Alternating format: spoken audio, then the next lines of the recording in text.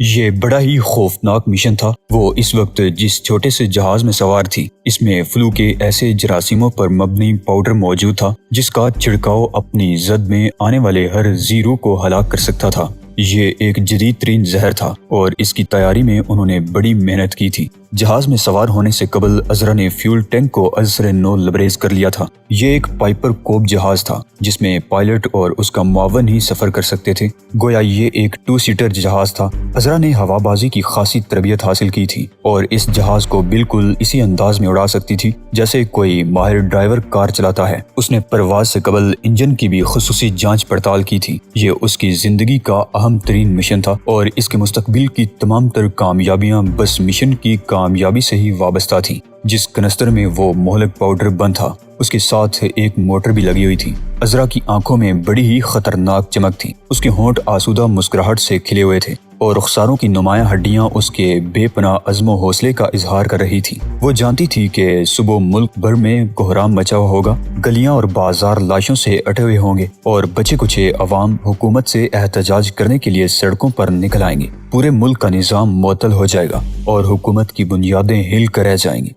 جو اس ہولناک زہر سے باقی بچ جائیں گے، ان کی حیثیت محض آوارہ گردوں جیسی ہو کر رہ جائے گی۔ اس مردہ قوم پر ان کی فوج کا تسلط ہو جائے گا اور یوں اسے جو دولت ملے گی اسے شمار کرنا بھی اس کے لیے ممکن نہ ہوگا۔ وہ اس مشن کی تکمیل کے بعد دوسرے جہاز سے اپنے ملک واپس چلے جانا چاہتی تھی، جہاں اسے تباہ کار پاؤڈر کی تباہ کاریوں اور اثرات کے خاتمے کا انتظار کرنا تھا۔ وہ دل ہی دل میں لیڈر پر ہنس رہی تھی۔ اس نے جو احمقانہ کھڑاگ پھیلا رکھا تھا، صبح کی پہلی کرن کے ساتھ ہی اس کا بھی خاتمہ ہو جائے گا، کیونکہ خود لیڈر کی لاش بھی ان گنت مرنے والوں میں شامل ہوگی اور پھر اس کے ارادوں کے سامنے ایک بھی دیوار حائل نہیں ہوگی۔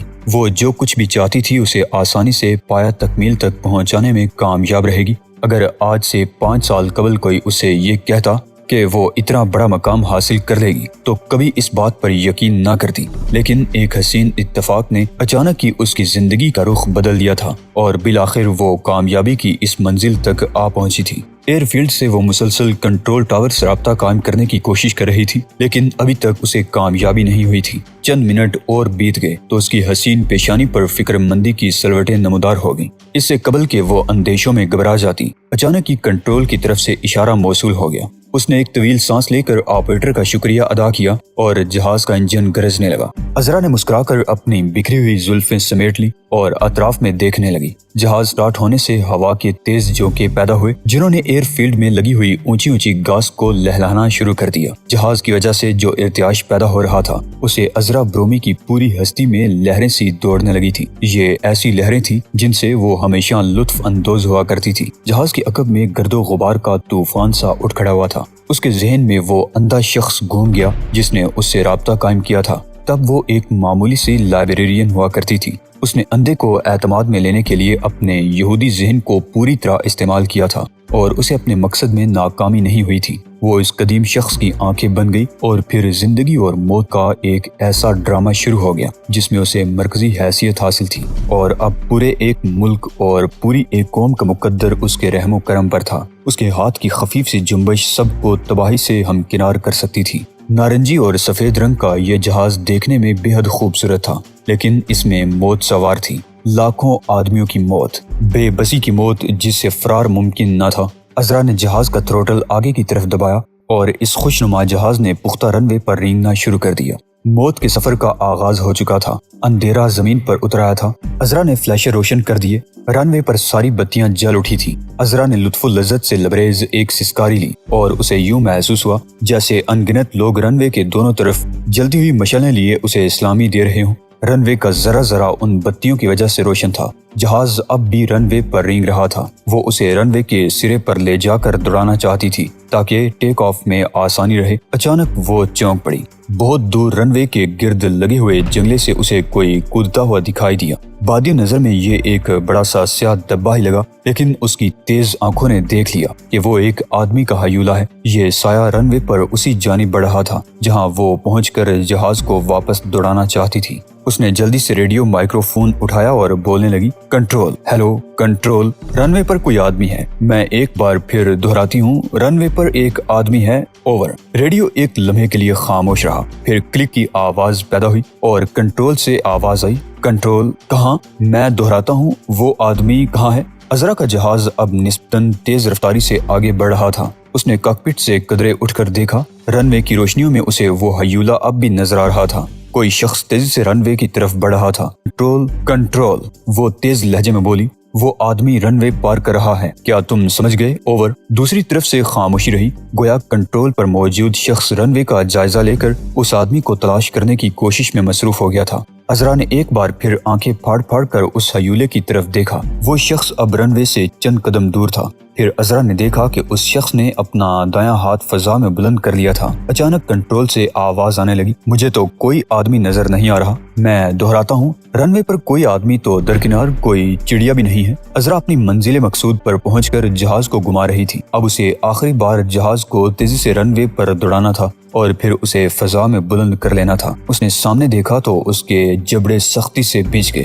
وہ آدمی اب بھی رن وے پر موجود تھا، میں اسے صاف دیکھ رہی ہوں، وہ ابھی گھاس کے میدان سے رن وے پر پہنچا ہے۔ عذرا نے کاکپٹ کی بائیں کھڑکی سے دیکھا، وہ شخص ایک بار پھر گھاس کے میدان میں اتر گیا تھا اور اس کا رخ اب بھی جہاز کی طرف تھا۔ عذرا کو یوں لگا گویا وہ شخص اسے چکما دے کر اچانک ہی جہاز کے سامنے آ جانا چاہتا ہو۔ وہ جہاز میں بیٹھتے وقت جتنی زیادہ خوش اور مطمئن تھی، اب اتنی ہی ناخوشگوار اور بے چین ہو گئی تھی۔ وہ کھڑکی کے شیشے سے اس شخص کو گھورتی رہی۔ اس آدمی نے دایاں ہاتھ اٹھا رکھا تھا اور اس ہاتھ میں بھی کوئی چیز موجود تھی اور اس چیز سے کوئی اور چیز ٹپک ٹپک کر زمین پر گر رہی تھی۔ مجھے اب بھی کوئی آدمی نظر نہیں آیا۔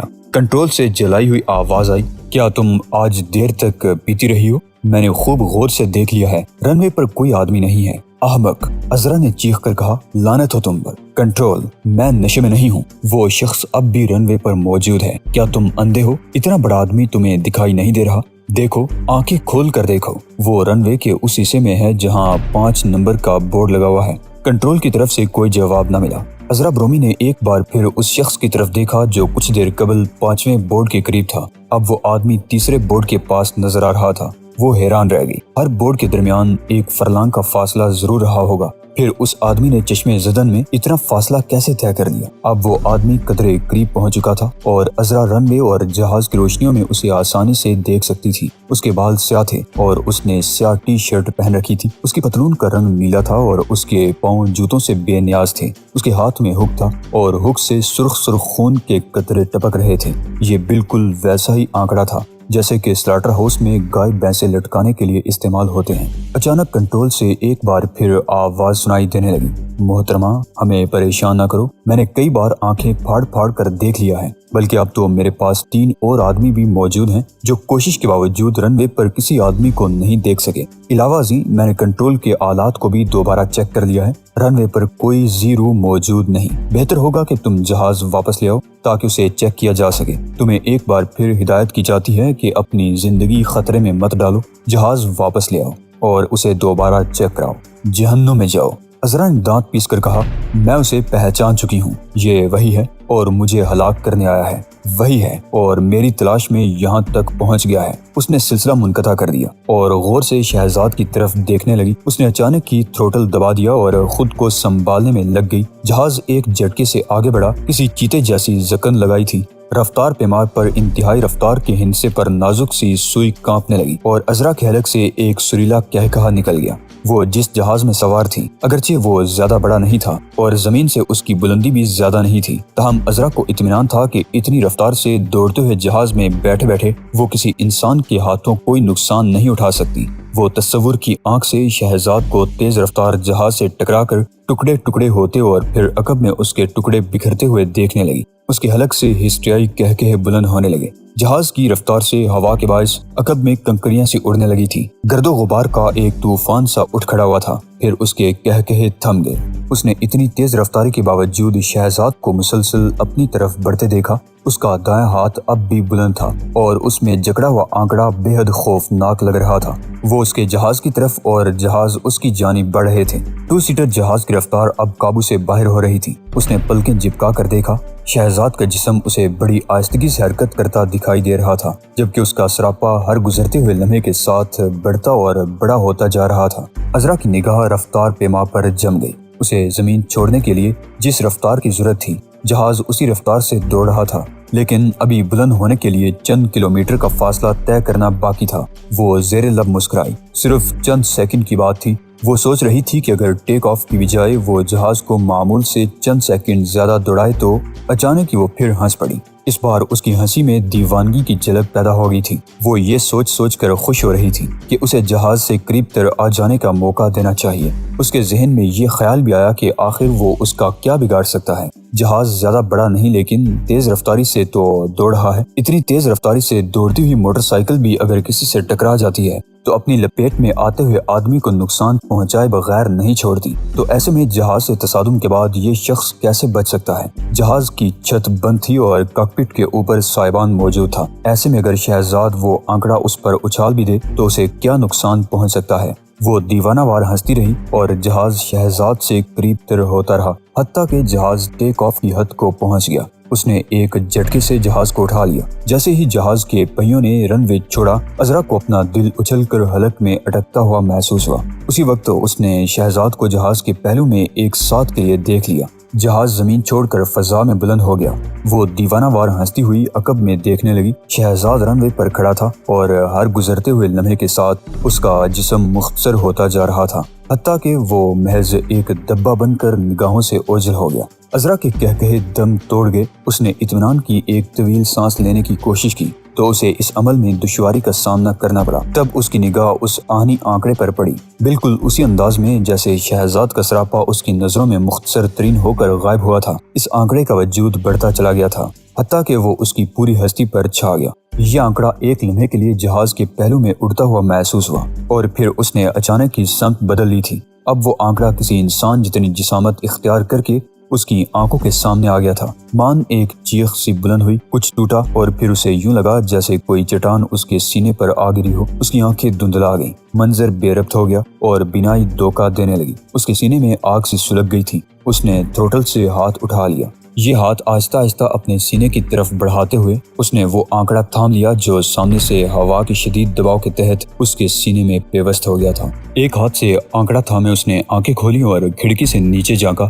رن وے پر شہزاد کھڑا اس انداز میں ہاتھ لہرا رہا تھا جیسے اسے الوداع کہہ رہا ہو۔ اس نے آنکھیں بند کر لیں اور اس کے حلق سے ایسی غراہٹیں نکلنے لگی جو کسی زخمی درندے کے حلق سے دم توڑتے وقت نکلتی ہیں۔ پھر اس کا سر آگے جھکتا چلا گیا۔